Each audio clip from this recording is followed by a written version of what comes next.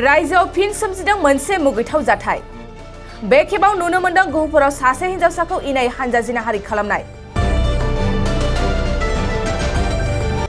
Kidnap खालामनानै गारि सिङाव हानजा जिनाहारि खालामदों सासे हिनजावसाखौ। जाथायजों सोमोन्दो थानाय साबा दायनिगिरिफोरखौ बे समाव पुलिसआ खाबाय। नंगौ, बे खेबाव सोमजिदों रायजोआव मोनसे गिलु-बालु जाथाय। गिबियाव किडनेप खालामनानै रावबो गैयै जायगासिम लाङो आरो गारि सिङाव हानजा जिनाहारि खालामना भिडिअ रेकर्ड खालामबावदों दुथांफ्रा। 20 बोसोर बैसोनि सासे हिनजावसाखौ न' साखाथिनिफ्रायनो AS 32A1356 नाम्बारनि गंसे गारिजों किडनेप खालामनानै रावबो मिथियै जायगायाव लांना गारि सिङावनो इनाय हानजा जिनाहारि खालामदों दुथांफ्रा।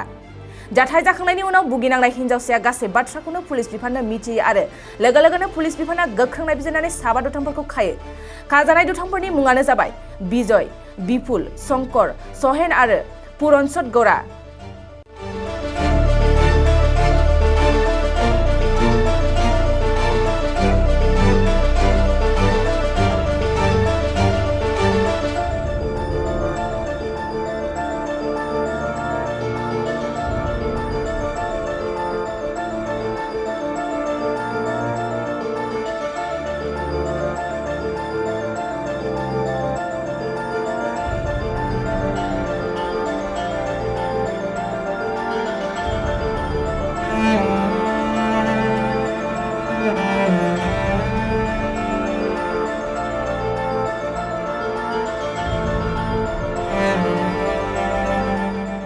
गुन गोनां फरायसाफोरनिसिम मोनसे गोनां फोसावथाय।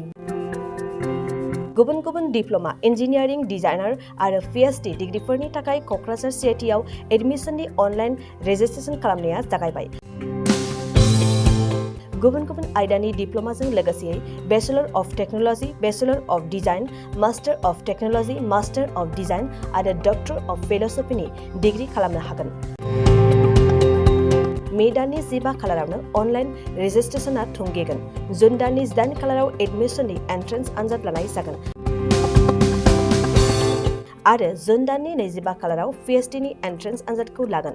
अनलाइन रेजिस्ट्रेशनखौ नोंथांमोनहा दिनैनिफ्रायनो www.admission.cit.ac.in आव खालामनो हागोन।